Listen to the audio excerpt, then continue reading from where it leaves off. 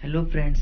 तो आज हम पढ़ने वाले हैं क्लास 9 का केमिस्ट्री का थर्ड चैप्टर जिसका नाम है एटम्स एंड मॉलिक्यूल्स। अब बच्चों बात आती है एटम क्या होता है। देखिए, अगर आप किसी भी सब्सटेंस या मैटर को डिवाइड करते जाओगे तो एक ऐसा टाइम आएगा कि आप और डिवाइड नहीं कर पाओगे। तो वो चीज़ जो और डिवाइड नहीं होगी उसे हम एटम कहते हैं। लेकिन इस बात का कोई प्रूफ नहीं था। तो कुछ वक्त बाद एक साइंटिस्ट आते हैं जिनका नाम था लेवोइजर, जिन्होंने दो लॉज दिए। एक था लॉ ऑफ कंजर्वेशन ऑफ मास और दूसरा था लॉ ऑफ कांस्टेंट प्रोपोर्शन। तो लॉ ऑफ कंजर्वेशन ऑफ मास क्या कहता है? मास can not be created nor be destroyed in a chemical reaction. मतलब अगर आप कोई केमिकल रिएक्शन करोगे तो रिएक्शन के पहले भी और बाद में भी मास सेम ही रहेगा। अब सेकेंड लॉ समझने से पहले मुझे एक चीज बताइए कि एलिमेंट्स और कंपाउंड्स क्या होते हैं। देखिए बच्चों, एलिमेंट्स होते हैं जो आपको पीरियोडिक टेबल में दिखते हैं, जैसे हाइड्रोजन, कार्बन, नाइट्रोजन, ऑक्सीजन। जब ये एलिमेंट्स आपस में जुड़ जाते हैं तो ये कंपाउंड्स बना लेते हैं। तो अब सेकेंड लॉ क्या कहता है? In a compound the elements are always present in a definite proportion by mass. तो दूसरा लॉ कहता है कि कंपाउंड में जो एलिमेंट्स होते हैं उनका मास कंपाउंड्स में एक कांस्टेंट या डेफिनेट प्रोपोर्शन में होता है। जैसे एग्जांपल ले लीजिए वाटर। यहाँ पे हाइड्रोजन का मास होता है 1 AMU और ऑक्सीजन का मास होता है 16 AMU। तो हाइड्रोजन के दो मॉलिक्यूल्स हैं तो उनका मास कितना होगा? 2 AMU और ऑक्सीजन का 16 AMU।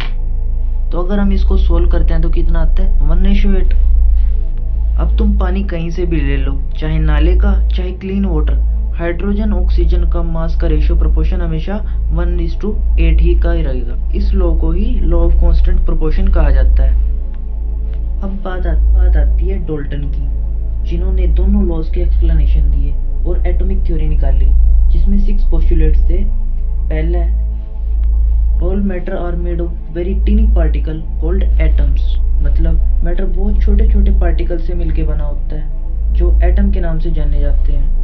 सेकंड है, atoms are indivisible particles which can not be created और destroyed in a chemical reaction.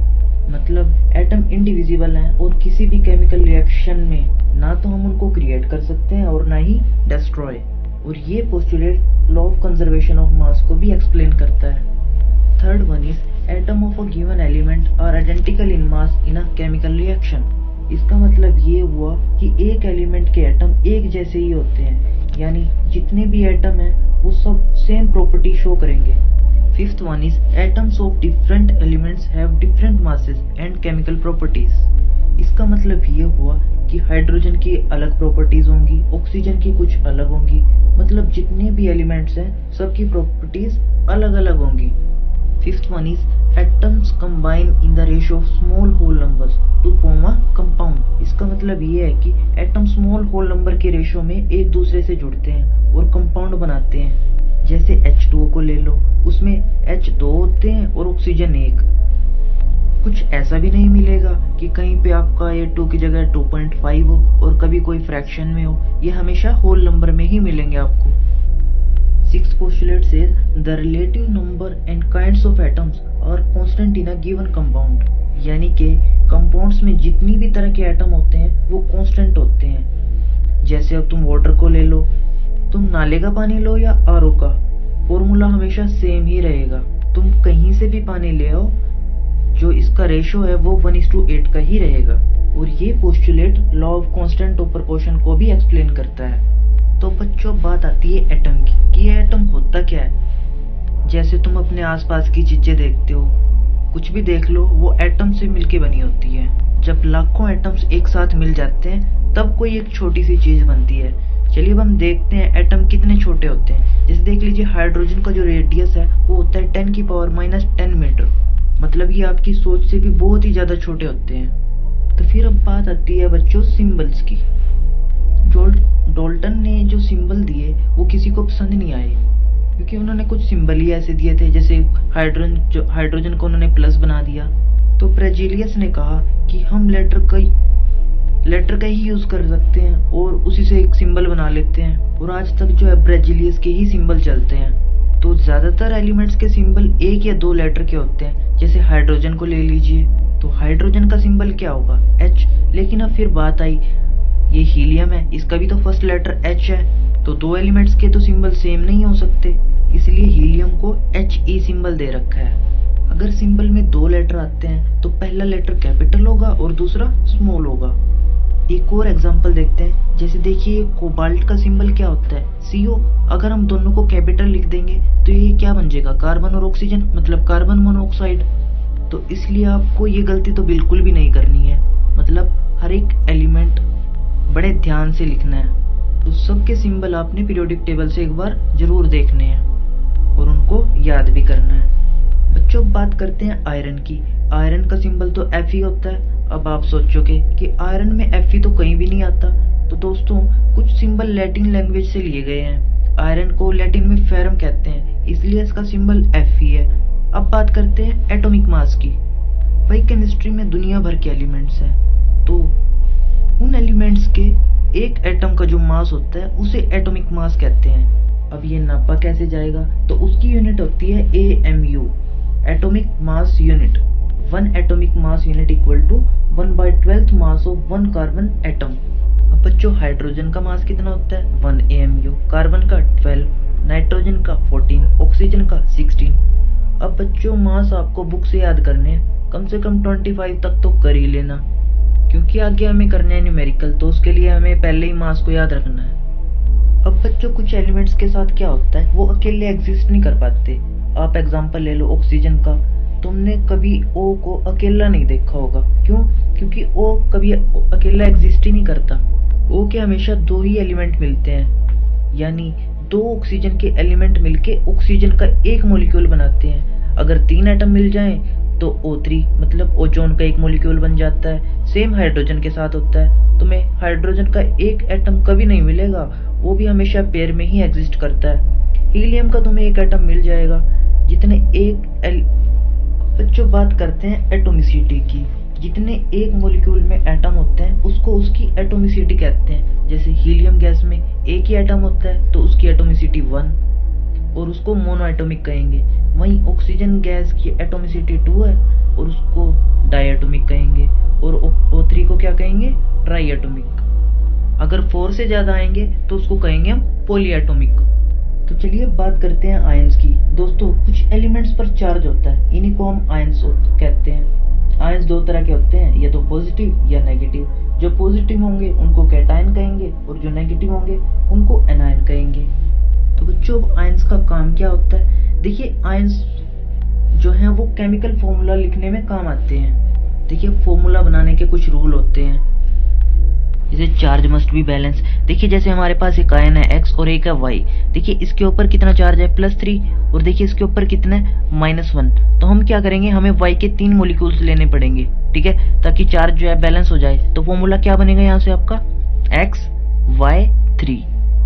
और एक रूल और है, अगर फॉर्मूला में हमारे पास मेटल और या कोई नॉन मेटल है तो सबसे पहले मेटल लिखा जाएगा, और मेटल के ऊपर हमेशा पॉजिटिव चार्ज होता है, और जो अदर देन मेटल्स हैं उनके ऊपर नेगेटिव चार्ज। चलिए एक एग्जांपल ले लेते हैं। देखिए हाइड्रोजन का जो चार्ज है वो कितना होता है, +1, और सल्फर का कितना होता है, -2। तो देखिए हम क्या करते हैं, हम क्रॉस मल्टीप्लाई कर देते हैं इनकी, ताकि जो चार्ज है वो बैलेंस हो जाए। देखिए कितना बनेगा, H2 और इसके साथ चला जाएगा S। देखिए ये हाइड्रोजन सल्फाइड का फॉर्मूला बन गया। तो चलिए फॉर्मूला बनाते हैं कैल्शियम हाइड्रोक्साइड का। देखिए कैल्शियम और ये हाइड्रोक्साइड को हम कैसे लिखते हैं, OH से। कैल्शियम के ऊपर +2 चार्ज होता है और हाइड्रोक्साइड के ऊपर -1। तो देखिए क्रॉस करते हैं, ये इधर ये इधर, तो ये कितना बनेगा आपके पास, Ca, और OH के पास क्या जाएगा आपका 2। ये आपने हमेशा ब्रैकेट में ही लिखना है। चलिए अब हम बात करते हैं मोलिकुलर मास की। देखिए जैसे हमारे पास H2O है, इसका मोलिकुलर मास कितना होता है, 18 AMU। अब ये कैसे आता है, चलिए निकाल लेते हैं। देखिए हाइड्रोजन के कितने मॉलिक्यूल हैं, 2, और हाइड्रोजन का मास कितना होता है, 1, प्लस में ऑक्सीजन के कितने मॉलिक्यूल हैं, 1, और मास कितना होता है ऑक्सीजन का, 16। तो देखिए 2 + 16 विच इज इक्वल टू 18, ठीक है, ये H2O का मास हो गया आपका। चलिए एक और कंपाउंड का निकाल लेते हैं, जैसे CO2। यहाँ पे कितना बनेगा हमारे पास, C का कितना होता है, 12, प्लस में ऑक्सीजन का होता है 16, और ऑक्सीजन के मॉलिक्यूल कितने हैं, 2। तो कितना बनेगा, 12 + 16 2 जा 32 विच इज इक्वल टू 44। ये हमारा आंसर हो गया। तो चलो चलिए अब हम बात करते हैं मोल कंसेप्ट की। एग्जाम में इससे क्वेश्चन तो आता ही है। देखिए 1 मोल की जो वैल्यू होती है वो होती है आपकी 6.022 इंटू 10⁻23। 1 मोल एक क्वांटिटी है जिसकी वैल्यू 6.022 इंटू 10⁻23 होती है और इसको हम अवोगाड्रो नंबर भी कहते हैं। 1 mole of any particle is that quantity number having a mass equal to its atomic और मॉलिक्यूलर मास इन ग्राम्स। अगर तुम आयन मॉलिक्यूल या एटम का 1 मोल ले लोगे तो उसका एटॉमिक मास या मॉलिक्यूलर मास तुम्हें ग्राम में मिल जाएगा। जैसे for example mass of 1 carbon atom is equal to 12 AMU, यही होता है। तो 1 मोल ऑफ कार्बन एटम क्या होगा, देखिए AMU हट जाएगा, ग्राम लग जाएगा। और 1 मोल किसके इक्वल होता है, 6.022 into 10⁻23 mole of carbon atom equal to 12 gram. 1 mole इसी के इक्वल होता है ना। तो बच्चों बात आती है मोलर मास की। तो अगर आपसे पूछा जाए CO2 का मोलर मास क्या होता है, देखिए बच्चों CO2 का मॉलिक्यूलर मास कितना होता है, आपने अभी निकाला था 44 AMU। अगर इसका मोलर मास निकालना है आपने तो क्या आएगा, मोलर मास ऑफ CO2 कितना आएगा, 44 AMU हट जाएगा, ग्राम लग जाएगा। ठीक है। अच्छा बच्चों अब आप एक बात बताओ, 88 ग्राम ऑफ CO2 में कितने नंबर ऑफ मोल्स होंगे। तो नंबर ऑफ मोल्स आ जाएंगे हमारे पास यहाँ, जो हमारे पास गिवन मास होगा उसको मोलर मास से डिवाइड करके। गिवन मास को हम डिनोट करेंगे स्मॉल m से और मोलर मास को या एक्चुअल मास को कैपिटल M से। तो देखिए यहाँ पे गिवन मास कितना है हमारे पास, 88 ग्राम है और मोलर मास अभी निकाला था हमने CO2 का कितना था, 44। तो चलिए इसे डिवाइड कर दीजिए, 44 2 जा 88, 2 आ गया। तो नंबर ऑफ मोल्स कितने होंगे, 2। चलिए आगे बढ़ते हैं, अब बात करते हैं नंबर ऑफ मोल्स की दोबारा से। नंबर ऑफ मोल्स किसके इक्वल होता है, और नंबर ऑफ एटम्स या नंबर ऑफ पार्टिकल्स को अगर हम अवोगाड्रो नंबर से डिवाइड कर दें तो वहां से भी हमारे पास नंबर ऑफ मोल्स आ जाएंगे। जैसे नंबर ऑफ पार्टिकल को हम डिनोट करेंगे कैपिटल N से और अवोगाड्रो नंबर क्या होता है आपका Na, जिसकी वैल्यू कितनी होती है 6.022 इंटू 10⁻23।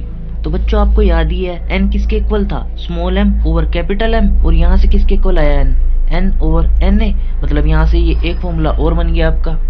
तो बच्चों हमारे पास क्वेश्चन है, Anish has 70 gram of nitrogen in his pocket, find the number of nitrogen atoms present in his pocket. तो हम इसमें क्या फॉर्मूला लगाएंगे, देखिए small m over capital M equal to n over Na। यहाँ पे हमारे पास गिवन मास कितना है 70 ग्राम और नाइट्रोजन का एक्चुअल मास कितना होता है 14 ग्राम। और क्या हमारे पास number of nitrogen atom present in, अच्छा हमें निकालना है। ठीक है, अवोगाड्रो नंबर की वैल्यू क्या होती है 6.022 इंटू 10⁻23। ये वैल्यूज यहाँ पे रख दीजिए बस। जैसे स्मॉल m की वैल्यू कितनी है 70 divide by capital M molar mass 14 और n डिवाइड बाय Na कितना है 6.022 इंटू 10⁻23। देखिए 14 5 जा 70, ये इधर मल्टीप्लाई होगा जाके 5 into 6.022 into 10⁻23 equal to n। तो कितना आएगा 5 6 जा 30 पॉइंट, ये आएगा 11 इंटू 10⁻23। ये आ गया आपका नंबर ऑफ एटम्स। तो इसी के साथ आपका ये मोल कंसेप्ट खत्म हुआ, साथ में चैप्टर भी। अगर आपको कुछ डाउट है तो आप मुझसे टेलीग्राम पे जुड़ सकते हो। अगर वीडियो पसंद आया तो उसको ज़्यादा से ज़्यादा शेयर कीजिए।